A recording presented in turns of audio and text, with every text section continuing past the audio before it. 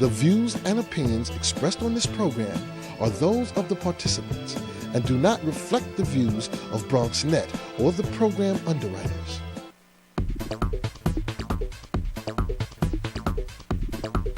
BronxNet.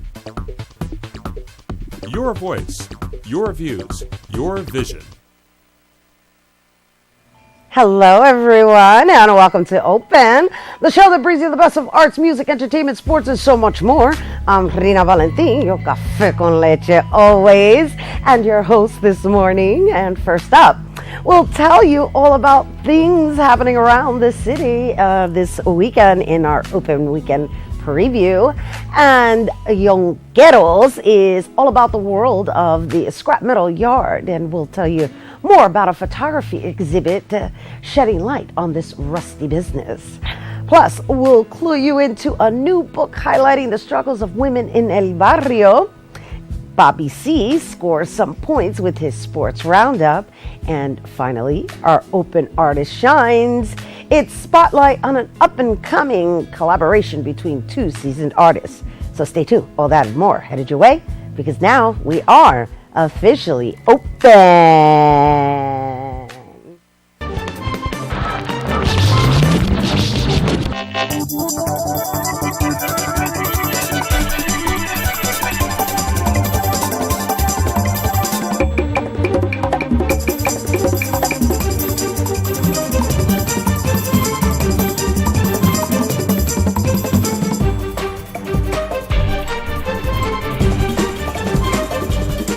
Hello, everyone, and good morning once again. I'm your host, Rina Valentin, and you are watching Open, and we have a fun and fantastic show lined up for you today. But you know, we are always reminding you that we are live and interactive as well. So if you have any questions or comments, feel free to send them our way. It's easy. All you got to do is send us an email to open@bronxnet.org.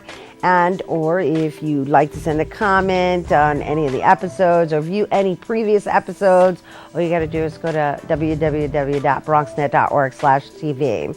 And you know, remember, we are trying to build our numbers on Facebook, so make sure you send us a like on Facebook. That's right, we're on Facebook. And of course, stay in touch with us. That is, if you're out there chirping, tweet us at BronxNetTV. That's right. And you know, we're actually going to be reading some of those tweets live on air as we get this flow going. And of course, you can always write to me directly at Rina Valentin. That's right. We are in a social media world, people. So we're going to incorporate it in the show. But, you know, you got to send it in so that we can have a conversation on air. All right, so we got to get right into the show, people, because, you know, there's always something to do around the city, and we're here to highlight some of them with our Open Weekend Preview.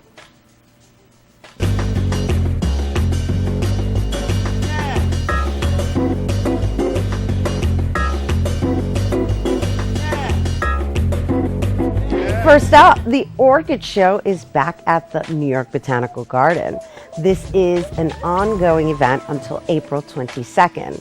Come check out the amazing, seductive plants with a variety of events that showcase them. That's at the New York Botanical Gardens, which is located at 2900 Southern Boulevard in the Bronx. And for more information on the various events, you can go to nybg.org.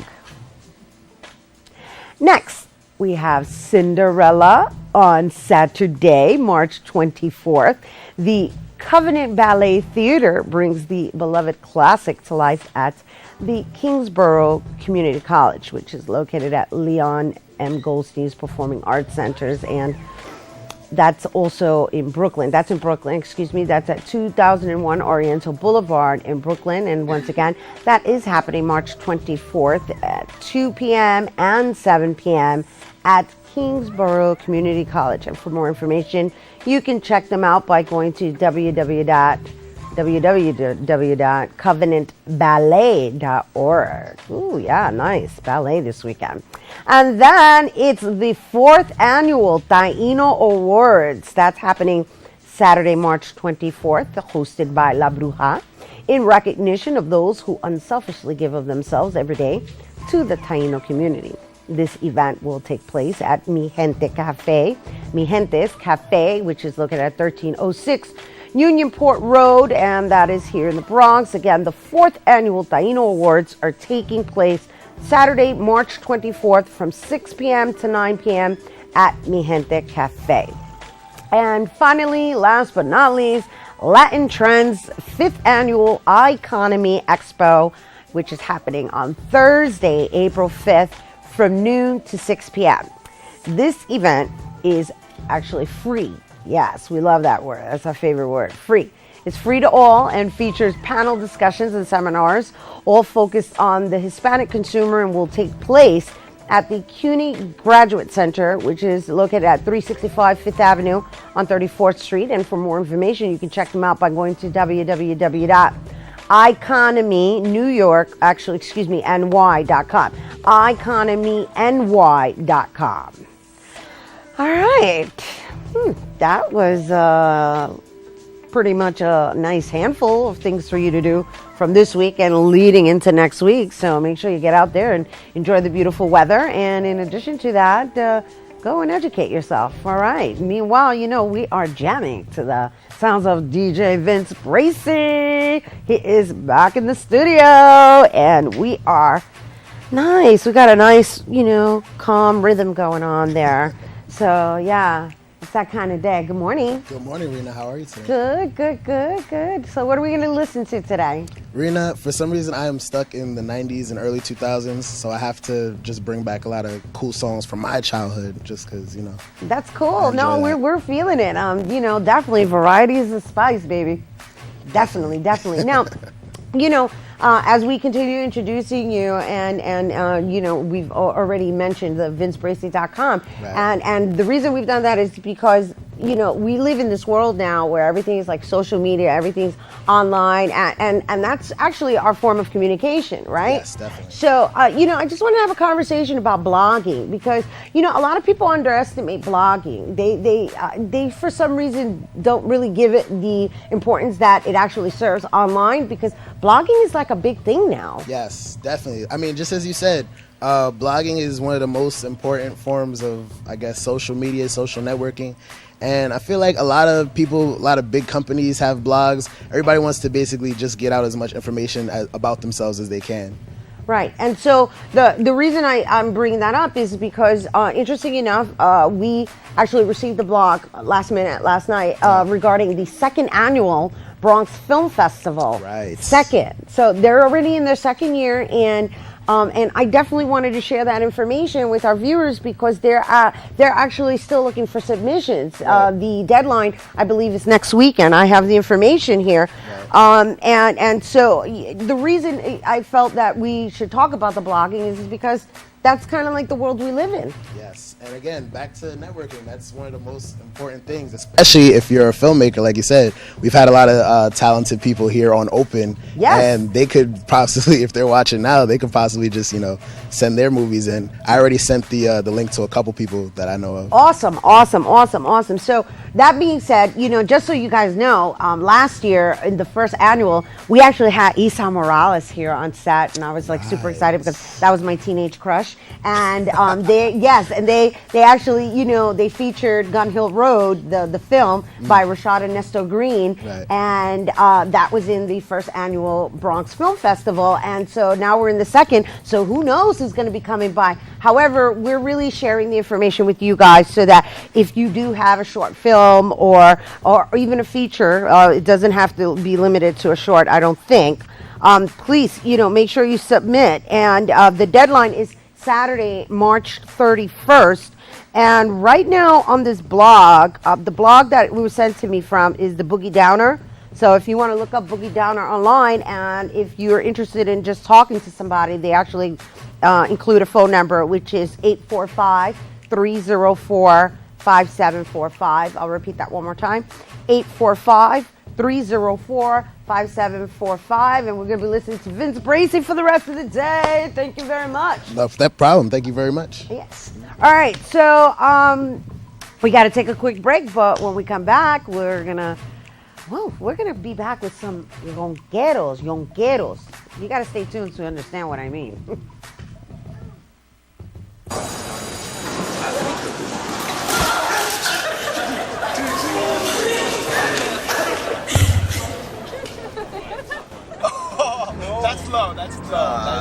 Look, he's watching. Seriously? Okay.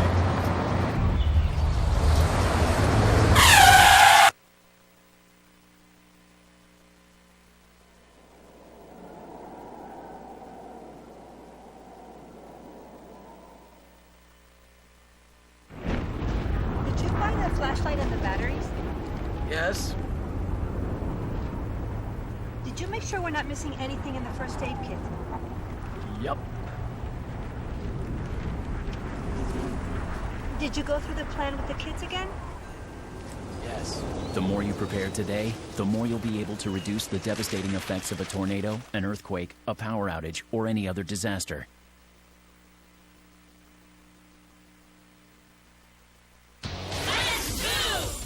Did you know that getting up and getting active for just 60 minutes a day is all it takes to help you get stronger, look better, and feel great? Or that fresh fruits and veggies aren't just healthier and crunchier, they can taste better too? Eating better and getting more active is easier than you think. Yeah! Keep watching for some fun and easy ways to discover the magic of healthy living in your life. America. Let's get healthy together!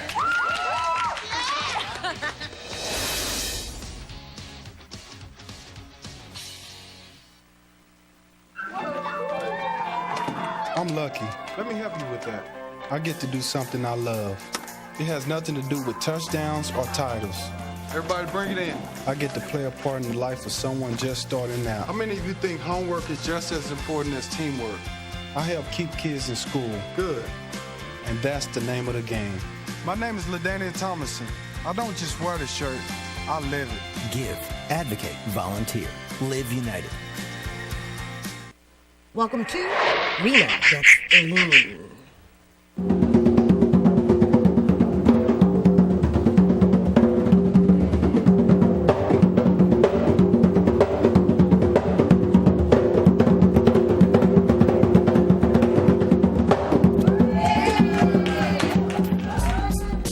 Stay with me as I get in touch with my roots through bomba dance in the next episode of Rena Gets Lean.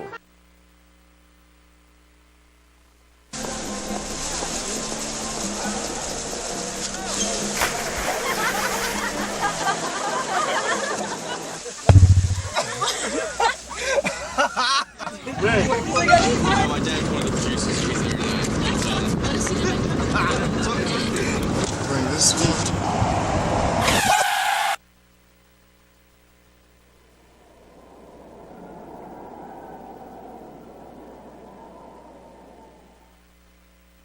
Hello, everyone. Yes, my beautiful people. Feeling that spring weather, right? I know I am. Welcome to Open. Rina Valentin here, and we are talking about yonqueros.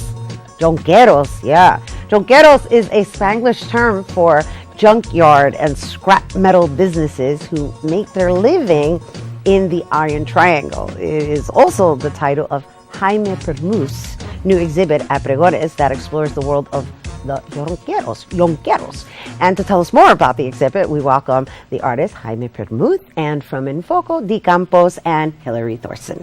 Hello, hello, hello. Thank you. Yes, so this is a very interesting topic, but let's just share a little bit about what Enfoco does, because Enfoco actually exhibits a lot of photographies, and obviously you brought a magazine, so please do just share with our viewers who Enfoco is and what Enfoco is about. Of course, Enfoco started in 1974 by 4 Puerto Rican photographers that really wanted to see a little bit more work out there from the people that weren't in mainstream art that you would see at the MoMA or the Met or in Soho. And so now we've expanded and really grown with our program, and we offer various exhibitions per year, also our New Works exhibition, which is our biggest exhibition per year, but specifically with our touring gallery exhibitions, we put work back into the communities. So in community spaces, for example, Pregones Theater, where Jaime's work is currently on exhibit. Can you elaborate a little bit on this touring gallery concept? Sure, we accept submissions through our website. We have all the instructions on there. We have a submissions page, and then also through submissions at enfoco.org. And basically we select the artists from those submissions or people we see at workshops and other events whose work we think would work really well in this space. We try to match the space with the artist's work so that they interact together. And so we do 3 of these exhibitions a year, and we work with both emerging and more established photographers. So, how did you come up with Yonqueros? I mean, what made you, I guess, follow this concept? I mean, it's obviously the work is really interesting, but just the whole story behind the people who actually make a living like that. I'm a Guatemalan photographer. I'm based in New York about half my life. And I've always been interested in the overlap of worlds, interesting collisions sometimes, or encounters, exchanges. The migrant, immigrant workers in the Willets Point area are mostly Latin American. And it's a little bit like a piece of Latin America in the first world. It sits right outside Citi Field Stadium, which cost almost $1 billion to renovate, yet Willets Point has no sidewalks, it's unpaved, there's no sewers. So it's a very interesting counterpoint, surreal. Right, it's very interesting. We're going to share with our viewers some of the images so that you can get a sense of what what Jaime is referring to. And while we're getting those images up, I just wanted to ask him, Foco, oh, here they are. Here are the images. So we're looking at them right now. So this is actually... That's an image of the main street in Willets Point. People call it the road to nowhere. And in the back you see the stadium. And that picture is particularly important. We have a word in Spanish called espejismo, which in English would translate as hallucination. That's what I felt when I walked into Willets Point for the first time. And I also felt kind of transported back in time to the first Depression, the Great Depression of the 30s. And so I was very interested in capturing this landscape and the people who worked there in black and white, in a style reminiscent of that era. All the images in black and white? Yeah. All the images are black and white? All the images in the exhibition are in black and white, and Dee curated a selection of those images which fits very well with Pregones and its audience. And I think, if I may say that, it emphasizes men at work. Yeah, it really does. Jaime's been working on this project for over a year, so the body of work is very extensive. And as Hillary was saying, we try to fit the work in the space, what's most appropriate for the viewers and the community surrounding there. And so the exhibition is comprised of 15 images, and what's so beautiful and poignant about the work is that there's a sense of intimacy, yet also the viewer can have a sense of kind of standing back and seeing just exactly what Willets Point really looks like. But he also gets up really close to the men that are working there, and it's just a very extensive, beautiful piece of work. It's really honoring those individuals. So Jaime, how long does it take you to capture something like that? I wanted to spend 1 year in Willets Point. It's a very small little corner of New York. It's about 8 square blocks. So you can imagine photographing the same 8 square blocks for a year. But it's kind of wonderful and inexhaustible. I mean, you keep shooting it, it keeps becoming more interesting.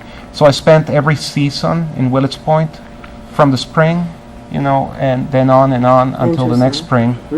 I spent a year and I shot maybe 15,000 images.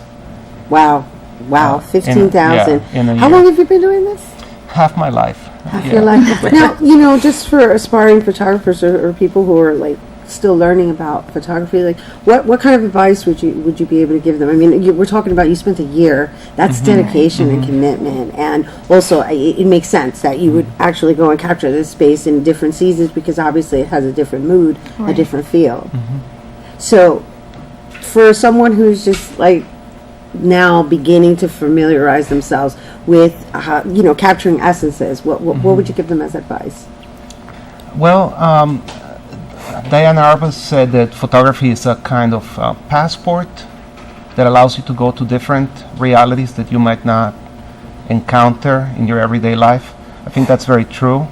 My favorite photographers are poets with cameras, and they live very intensely. And photography has the beautiful aspect that it puts you in touch with the world firsthand. You're really in the world all the time. And before doing this Willets Point project, I traveled with the circus in Guatemala for 2 years.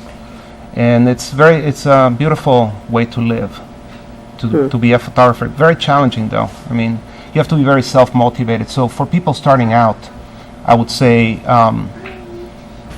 give yourself 1 day a week that is for you, for nobody else. Go out and do your thing.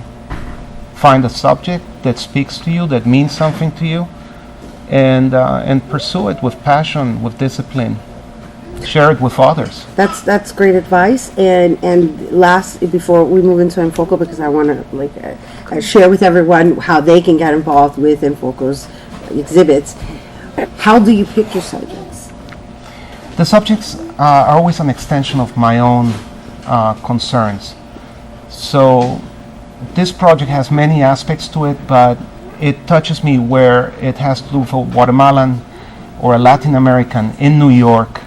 It touches me in terms of how New York has evolved since I first came here 20 years ago, and how the city has changed, how places like Willets Point are constantly being dissolved, emptied out by the city, to replace them with a Hard Rock Cafe or another Gap store. Coney Island is now, something else. Right, it's like the commercialization of properties, is what you're saying. So there's like this lack of authenticity, and you're capturing it before it goes through. You're like catching it in that metamorphosis stage. Absolutely, there's a sense of it that has to do with mourning, a sense of mourning, a sadness over where New York has gone. And how it's changed, and this kind of insistence on fancy living has a tendency to eclipse the soul and the grit of the city, and I'm dealing with that as well in the series. Interesting, that's good. Thank you for sharing that, and I hope you guys got that, because this is an exhibit that's actually available to you at Pregones right now, and we'll give you more details on that after we discuss Enfoco, because you actually are looking for submissions, right? So just share a little bit about the magazine. Well, we have a copy here. Jaime's work appeared in it. Let's see if I can open to a spread. And so we publish 3 of these a year, and we accept submissions in the same way as Touring Gallery through our email or mail, and the instructions are available online. And the magazine publishes a number of images, at least 9 to 10 by each photographer, and then includes their statement, so readers really get a sense of the body of work. And so that's one of our programs that's open. And then we also have our New Works program, which awards 2 winners and 3 honorable mentions every year, and we're going to be accepting submissions for that beginning in May, and the deadline will be in July, and that culminates in an exhibition. All right, and so where would people go to obtain this information? They can go online to our website. We have a specific email for submissions electronically. Would that be Enfoco.org? It's submissions at, submissions at Enfoco.org. Right, but all of our guidelines are online. And for photographers who are interested in submitting, we just ask that they have a cohesive body of work, much like Jaime had, 15 to 20 images of a body of work, so one concept in that, an artist statement as well. And so we encourage anyone to apply. And if they have any questions, they can reach out to us as well. Thank you. Thank you. Thank you. Jaime, D, Hillary, and Enfoco, and what? The Yonqueros. What a name. What a name. All right. Thank you so much for sharing all this information with us. And for more on Yonqueros and Jaime Permuth, you can check them out by going to enfoco.org, or you can go to jaimepermuth.net. We do have to take a quick break, but first, Through Talented Eyes premiered at the Lovinger Theater here on the Lehman campus, and Sylvia Anglin was there. Let's take a look.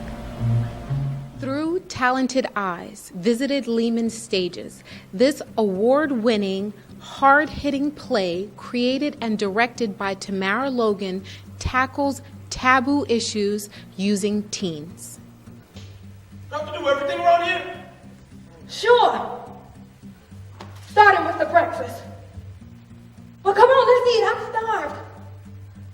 I will have, let me get an omelet with cheese and a glass of orange juice with one of them little umbrella things. You know, that the rich folks be having. What's the general message to the youth? To help them to know that they're not the only ones going through this situation, and the counseling scene, that's why it's very important, because we're discussing the issues with everyone to know that you're not alone and you can get through it and you can make it. We're standing here with modern day David, who is an artiste, but also performing tonight in Through Talented Eyes. Can you tell me about your character? Well, my character in the play is I play the police officer, and so I'm opposite the lead character, Tiffany Reynolds, and I give a bit of good advice and that kind of thing. Why'd you decide to get involved in this production? Well, I read the script, and the script was just awesome. It really spoke to me, it touched me. I think that just the play is powerful, and I think that it's going to change a lot of lives, and so I just needed to be a part of it. And this play was created for the young urban youth. We're supporting this play to see what the young kids go through now and then, and people don't talk about it, so to see like the struggles that they've been through, so we could be aware of the future and what's going on. And this actress plays Karen, the mother of a troubled teen who overcomes her troubles through her solid foundation. It shows her going through the trials and tribulations of a young teenager on her own, and that's basically my job, to be inspiring to her in her mind. To, I taught her while she was young to have certain values and to always remember certain things. So this is going to play out through her life, and this is going to also help her get through.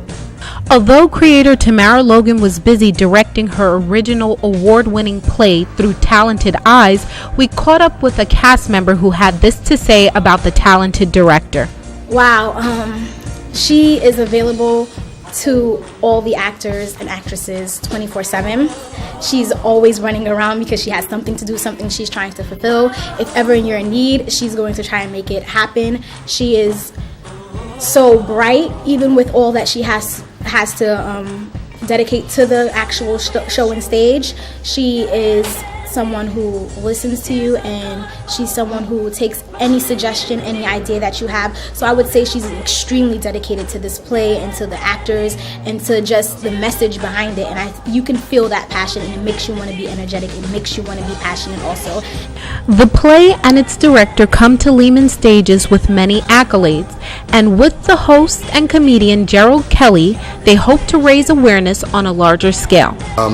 Hopefully with the success of this play, because it's going to be a big play, the success of it is going to bring more awareness to what's going on in the youth with the social issues in the youth. The play delivered to a packed house, tackling issues like anorexia, bulimia, crystal meth use, HIV infection, and child molestation, to name a few. This is Sylvia Anglin for BronxNet.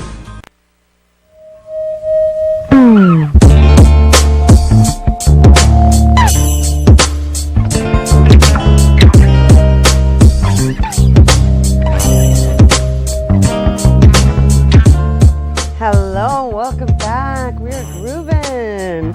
Yeah, Vince Brace has got us grooving this morning. And, we now have a poet, performance artist, and playwright sitting on the side to me. Yes, Maria Ponte, who is now an author. Born and raised in El Barrio, that's right. She's worked extensively in productions that deal with racial discrimination and women's rights. Now she has a new book, which we're really excited to share with you guys, called Transitions of a Nuyorican Cinderella. And it's a collection of prose, poetry, and performance pieces, as well as a fairy tale from the Bronx. To tell us more, we welcome Maria Ponte herself. Hello and welcome. Thank you. Congratulations. Thank you. Beautiful illustration. Yeah. Very cool. Yeah. So, where shall we begin? Shall we begin with how you have been performing for quite some time, and you play in different realms of that? Because I know you as a director, you do performance art pieces, you toured, and of course you do poetry. So what made you decide to like put it in a compilation? It got to a point that people were just saying, "Where's your book?" And I said, "Oh, well, it's on its way." And I think we have moments where we hit those little milestones where we realize we need to do something to get to the next level. So last year, I had some friends over from Taos, New Mexico, who performed with me at East Harlem Cafe, who are also great writers in their own right. One of them is David Perez, who wrote this book called Wow, which is a memorito about growing up in the Melrose Projects. And while we were doing the show, it just hit me that these are like not only good writers, but they're also good editors. And I said, I'd like to finally just take my work from the past 30 years, put it in a manuscript, cross my heart, and send it out.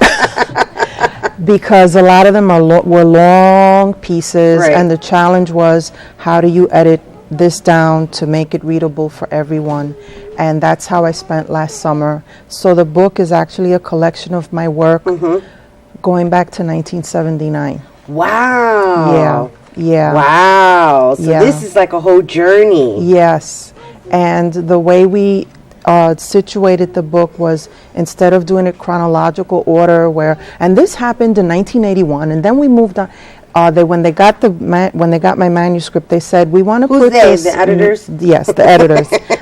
David, and I forgot, Veronica Golos, who also has a fabulous book called Vocabulary of Silence, which is about against the wars in Iraq and Afghanistan, and she's a wonderful, wonderful writer. So when I sent the manuscript, I had an idea. I knew I wanted to tell my journey, and when they got back to me, they just said, you know, Maria, you've seen so much. We want to break it up into sections, not going by chronological order. So the first section is really about my family migrating from Puerto Rico to the United States.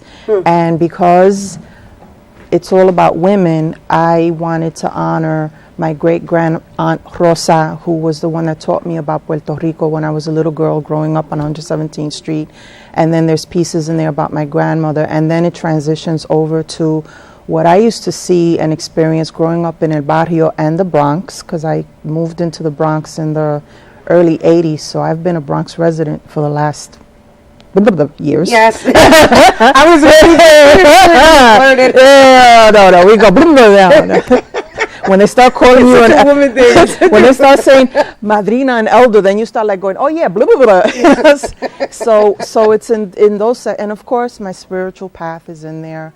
And then I had this fairy tale that I wrote 15 years ago about, you know, why can't Boricuas have their own fairy tale? Beautiful. I wonder where the title. So the castle is a brownstone. Nice, nice. The chariot is a gypsy cab.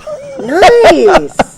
And there's working class people that just meet under the L trying to get to this dance that's at the Hunts Point Palace. Wow, those are such great analogies. So it's honoring our borough. Nice. And also and our urbanness. Yes. So beautiful. Yeah, so so that ends the book. So it's weird how people react to fairy tales, because they're like, oh, you know, I don't believe in happy end, you know. And I'm like, happiness comes from what you give to yourself. Right. You know, you don't. It's not for sale. Right. So the fairy tale's a little gritty. I think it's funny, and when and you it's say just gritty, about you mean because it's real? Because it's real. You know, it's like sisters fighting, somebody taking a dress that doesn't belong to them because you know you don't know how to dance. I dance better than you. Right. And of course, classic. We're competing for a contest for Tito Puente. Right. That's good. And practicing our salsa numbers in front of the mirror because, you know, I have to be perfect. And, and the woman that is like the Cinderella is just a very practical, real person that she just loves from the heart, and she gets it. She gets it. The title says it a lot, you know, Transitions of a Nuyorican Cinderella. I wanted to honor Latina women. I wanted us to be there, and that's always been my work. Even when I started in theater in the 70s, I had no idea that's what I was doing. I didn't know that a lot of things would be pioneering stuff. I didn't realize that starting out at Henry Street Settlement with Eliani Cadilla, who is a fabulous director who now lives in Puerto Rico, who was my first teacher, that I was part of that the beginning process of Latino theater, which back then, as you know, was called Hispanic theater. Right. Because they really didn't know what to call us. Right. Which I totally feel every country has their own identity, own culture, and we all should just emerge and respect each other's cultural space. Right. And this has just been my journey, and then working with, fabulous Nuyorican legends like Sandra Maria Esteves, Luis Reyes Rivera, que descanse en paz, Pedro Pietri, that was like my first play. Right. I didn't know, The Living Room. I said, what a funny title. And they're like, oh yes, you're going to be tremenda. And I'm like, when she came out with the red dress, and that was when I was, when we were like, she put this dress on me that had a scoop in the back that I was like, but she goes, yes, that's exactly what and I want you to shake your hips. Yes, and I'm like, why? She goes, shake, it's going to work, don't worry. And yes, I did. And that role, as you know, is very campy and very, Yeah. And the journey continued that way. It continued with, doing mixed media videos against racial discrimination in theater, and that's it. The beauty of it is that you have it documented in a form that actually can be passed on and interpreted through, obviously, the reader's perspective. And the thing lately is that what I'm getting, which I'm like really excited and proud to be sharing with you all, is that if you notice, a lot of our people are actually, they're writing books. They're writing books, which means, it's reading time, no television time, even though we don't want you to turn it off right now. But there's something to be said when you read a book and you're able to, yes, read somebody else's story, but you get to interpret it through your own imagination. And that's the difference between watching a film and reading a book, and not to say that one is better than the other. It's just, it really expands your imagination and your sight, your vision. So that being said, Maria is gonna do us the honor and share a little taste of her book, because she has a book release coming up. She came here first to share this wonderful book release, and this is your signed copy. And I want to say, before I read the piece, you have always supported my work. And I want to thank you, because you've had me on Open throughout the years, and it's just been wonderful to see the whole thing transition into this high tech. And I remember when you first had me on, it was because who saw Juana, and because it was a women's history thing. So this is my gracia por tu bendición, and always bringing me on when I'm hitting that little milestone where I'm doing something and you go, you know what, that sounds interesting, let's talk about it. Well, so I thank you. Oh, you're so welcome. You're so welcome. We're so proud of you, and we want to share that with everybody. And yes, absolutely. Yes, it's actually our honor to watch you develop and continue moving in a forward direction that is basically enhancing yourself and us in the process. So of course we're going to share that with everybody. So I'm going to read something from here. Okay. And just while she's getting the page ready, I just want to share that this is a beautiful illustration. It's done by Mia Roman, and the artwork is like really interesting. It's really cool. I mean, she's got the percussionist. He's got a curry shell head. You guys are looking at the imagery right now, but it's just interesting because that's two sisters, let's say, Mia, together with Maria, and they came together to put this book together, even though it's Maria's book. Everything in the book has a story. Nice. This is my life in different places. So when we were discussing the cover, we were in some Thai restaurant, and it was like really dark lighting, and she takes out her pad, and I said, she says, well, what's this building? I said, well, it's 252 East 117th Street, and this is what my building looked like, and all I heard was the scratching of a pen, and then she goes, Mia, she goes, did it look like this? And I went, oh my God. I said, you're scary. and then she went home and made this beautiful cover, and the first time she showed it to me, I did not ask her to change a thing. And the blurb in the back is by Tato Laviera. Beautiful. Who also continues with my journey and helping me. So now we're gonna get just a little taste before we go. They're rushing us off, but okay. We're gonna get a little taste of Transitions of a New Eurekan Cinderella before we go to break. Okay, this is called In Transit, and a splash of perfume, red lipstick. For once the hair looks good, just the way you like it, and the dress matches the shoes from last month's sale at Lerner's. Even the night is warm and breezy. The wind carries delectable aromas up the fire escape from Doña Carmen's cooking downstairs. You made a promise. Someday I'll cook like that. Hearing the honking horn, you race out the door and run downstairs, heart beating furiously. Before stepping out, you check one last time that your stockings are straight. They are. Okay, take a deep breath and smile, just like you practiced in the mirror, the one that says, hello, in a breathless sort of way. You slide into the car with the top down. After all, it's a convertible. And look to see who's watching. Make sure all your gestures are right. You don't want the old lady on the stoop to talk, even though she'll find something to talk about anyway. A nervous hello, a once-over from the corner of his eyes. He smiles, finds you pretty, takes your hand, gently squeezes it. You feel good because you just used your best hand cream, so you know they're soft. God, you want him so badly, but you know you have to wait. Images of wedding plans come anyway. Time passes, I do's come and go. Love making brings forth a painful labor, followed by crying in the night. Wet diapers, doctors, family birthdays, first grade high school proms, prom night. A car honks outside, and for a split second, your heart jumps as you remember that warm summer night countless years ago. You smile, you sip your fresh coffee, eat your cake. You know, somewhere out there, someone's getting ready to do it all over again. Beautiful. Nice. Thank you. Thank you. Thank you. Thank you. Thank you, everybody. That was Maria Ponte. And for more information on Transitions of a New Eurekan Cinderella and the book release, you can actually go to, let's see, we're going to go to the tiny URL, tinyurl.com. Yeah. That's for the information, /transitions New Eurekan. Yeah. tinyurl.com/transitions New Eurekan. The actual book release is taking place Saturday, March 31st from 7 p.m. to 9 p.m. And that's happening at Taller Boricua, which is located at 1680 Lexington Avenue. And of course, you can always find it on Facebook. All right. Thank you again, Maria Ponte. Thank you. Woo! Transitions of a New Eurekan Cinderella. And don't go anywhere because Bobby C and the Sports Roundup is coming up next.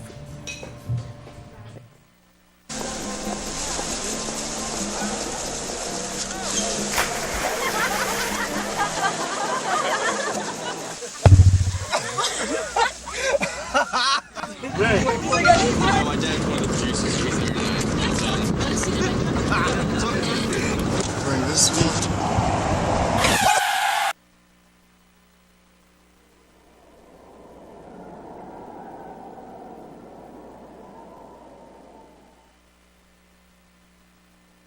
Take my hand and start a brand new day. And together as one we'll start to see some change. Underneath everything we are, underneath everything we do, we are all people, connected, interdependent, united. And when we reach out a hand to one, we can influence the condition of all. That's what it means to live united.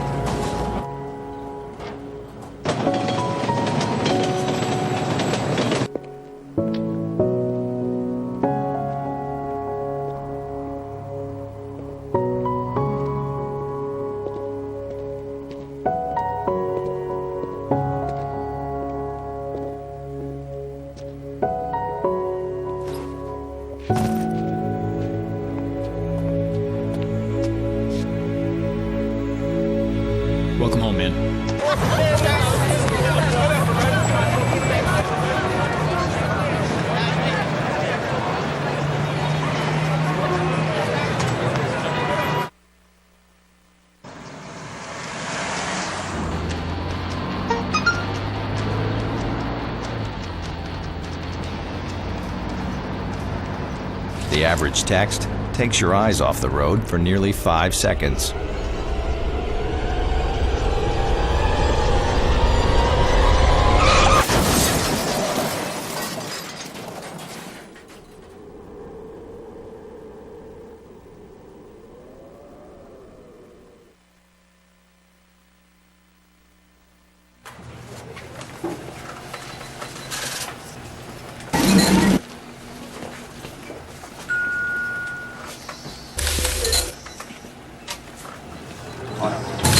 Hey, Shannon.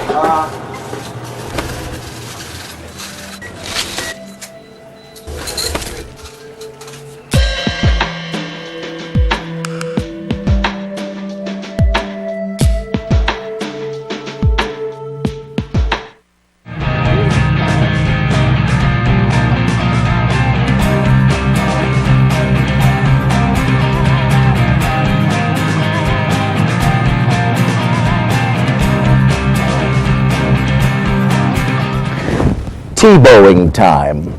It's just about time to Tebow in New York. The former Heisman Trophy winner and national champion who rose to even greater prominence in Denver last season, striking a pose and winning a playoff game, has been dealt to the New York Jets. Tim Tebow will be introduced as the newest member of Gang Green at a news conference on Monday as the deal hit yet another contractual snag Thursday. First, it was a money issue midweek. Now he's required to sign a rewritten contract with the Broncos today and remain on Denver's salary cap for 24 hours thereafter. The trade becomes official 4 p.m. Eastern Time on Saturday. According to the team, Mark Sanchez will remain the starter. In addition to paying some of the contract, the Green and White traded 4th and 6th round picks for Tebow. The team has also said that they will embrace the Wildcat offense now that Tebow is in New York.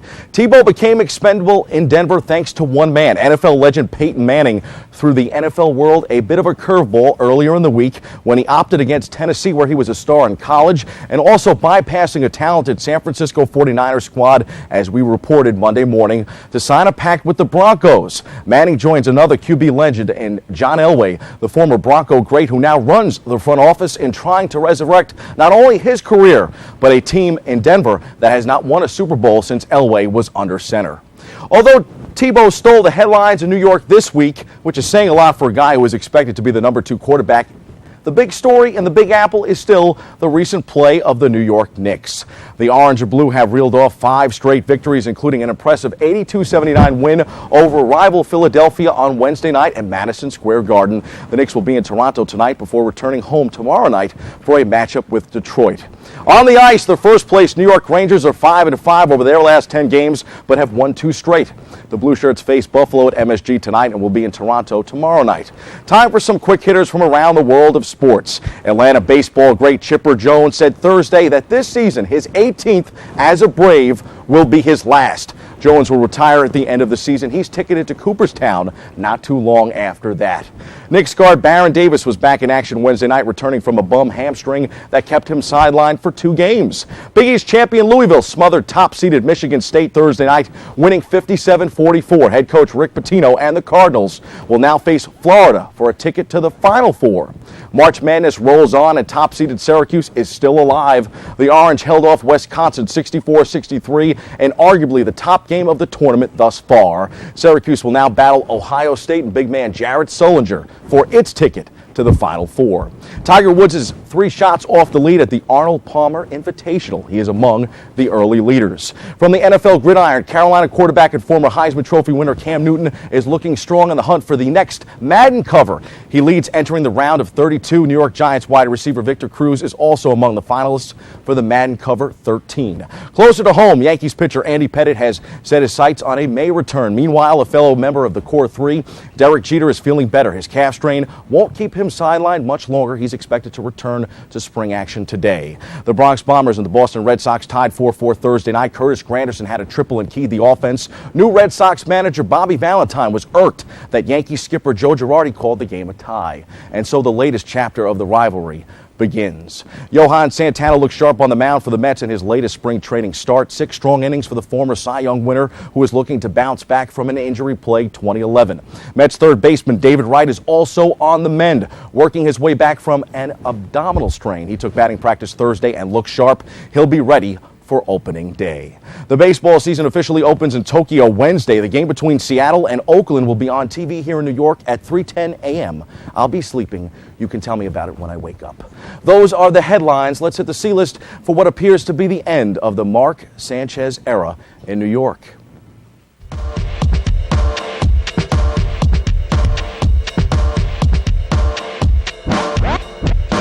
That's right, Jet fans. The trade for Tim Tebow is a circus that Gang Green probably should have considered a bit more before moving forward.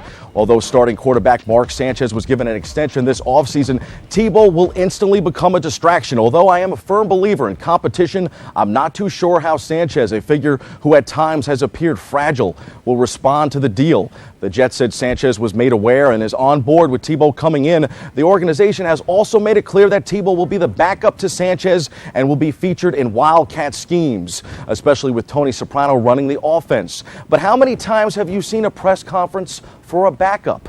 The Jets signed Drew Stanton this offseason, promising him the backup role to Sanchez. Now he wants out. On the flip side, Tebow had the option to go to Jacksonville or New York, according to reports, and Tebow, never shy of the limelight, decided the Big Apple was the place he wanted to be. A polarizing and controversial figure, Tebow will bring his share of religion and preaching to the city, but he will also bring excitement, especially if given the opportunity in the fourth quarter. Tebow has excelled with the ball in his hands, and you know Jet fans will be calling his name the moment Sanchez struggles. That's when it will be Tebow time in the Big Apple and the beginning of the end for Mark Sanchez under center. The question is this the right move? Both are talented, both are flawed, and now both will compete in Jetland, where the fans are searching for their next Super Bowl savior.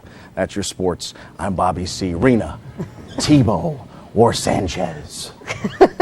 That is the question. Okay, well, you know, here's the beauty. Here's the That's hilarious.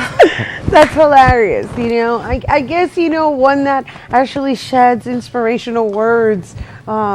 You know, you're gonna go with Tebow.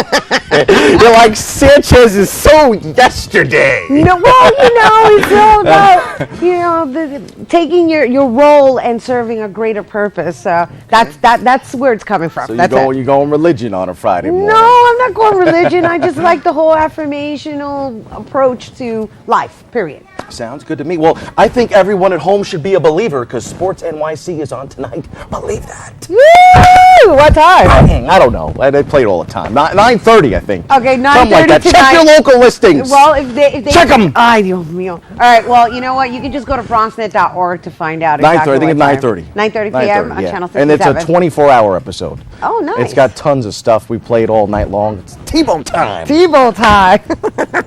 Thank you, Bobby. You're hilarious. All right, we're gonna figure out what the outcome is as time progresses. Sounds good. But check this out. If you guys didn't get a chance to see the latest installment of Rena Gets Lean, which was the Step Aerobics, well, here's your chance to check it out again. Hi, I'm Rena Valentin. You know me as the host of Open Fridays, and my most recent role is that of being a mom to a 2-year-old. With that said, everything else fell to the side. And now I'm trying to restructure my world and hers to transform our lives. Join me on this Bronx Strong initiative as I try out different methods of training and revamp my eating habits to design a healthy lifestyle. Welcome to Rena Gets Lean. Today we're at the Bronx Y on Castle Hill trying step class. Okay, we're going to start with the left. 5, 7, 8, Okay. Mildred, the instructor, decides to give me a little bit of a warm-up, right, to see and to make sure that I still got it. Even though this is just a warm-up, right, and I swear I got this down, I was already getting scared. I'm dripping sweat, as you can see. I'm already out of breath, and guess what? There's no water to be found, and I'm already tired. I get into this room, and there's about 15 women in this class, and everybody's from different age ranges. There's elders and some youthful individuals, and so I'm thinking, well, they're going to accommodate the entire classroom, so this can't be that difficult. 4, 3, 2, tapping right. Tap, right. Now left. Tap. Okay. Mildred, the instructor, of course, because she's consistent with this, has like a 3-block step, and of course I went with the, you know, the baby step, just the one step. Go, go. Behind off. Woo! About 10 minutes into the class, I can't keep going. I can't. I need water. 10 minutes, 10 more. I can't prepare. Go, go. 9, 8, 7. Wonderful. It's like, boom, bang. You got to get back in. Come on.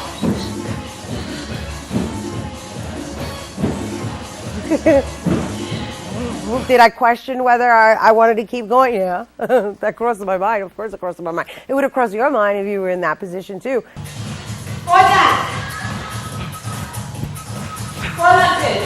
The music allows you to kind of like get a little lost into what you're doing. You're just in the zone. And so I'm in the zone, baby. I got there.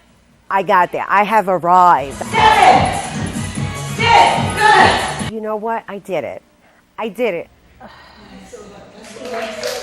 Woo! I survived.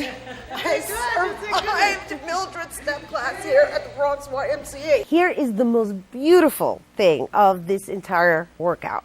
I was getting my workout on, doing what I needed to do for myself, by myself, and my daughter was getting her development on by herself, but yet she was only a couple of feet away from me. Hi, Mama, you have fun? Give me kiss. Mwah. Por fin, I got through stepping.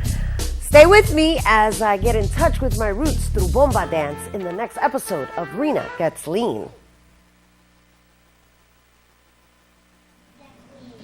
And there you have it. That is the latest installment of Rena Gets Lean. And if you're interested in joining in on the conversation, we're on Facebook. That's right. You can Facebook us at Rena Gets Lean. It would be facebook.com/Rena Gets Lean. And of course, you can always tweet me at Rena Valentin. And that is all the time we have for today. Yes, I would like to thank all of our guests, Jaime Permuti Campos, Hillary Thorson, Maria Ponte, and Bobby C, for sharing their talents with us. I'd also like to thank our wonderful crew here at BronxNet for all their work, and all the viewers for tuning in. That means you, and streaming in and watching us. If you missed any part of this show, you can tune into the Recablecast tonight at 5 and at 10 p.m. and throughout the entire weekend. And well, you can view us online 24/7 by going to bronxnet.org/TV/open. Once again, I'm Rena Valentin, and from all of us here at Open, woo, and Chavina, and we forgot to acknowledge DJ Vince Brazy in the house, yes. But how do we say it, Chime? May the universe, bye, peace, prosperity, and love. Happy Women's History Month. Adios. Mwah. Throw your kiss.